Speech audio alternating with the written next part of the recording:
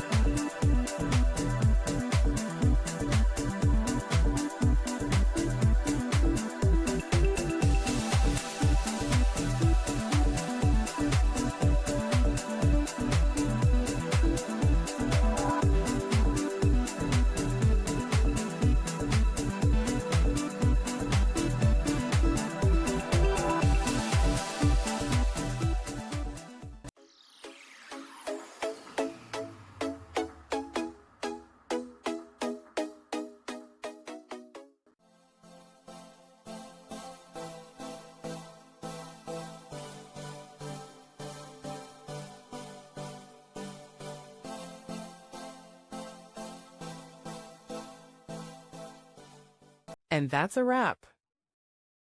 I hope you found the answer you were looking for. If you did, take a second to hit that subscribe button. It really helps out. And let me know in the comments which solution worked best for you. See you next time in the debug zone.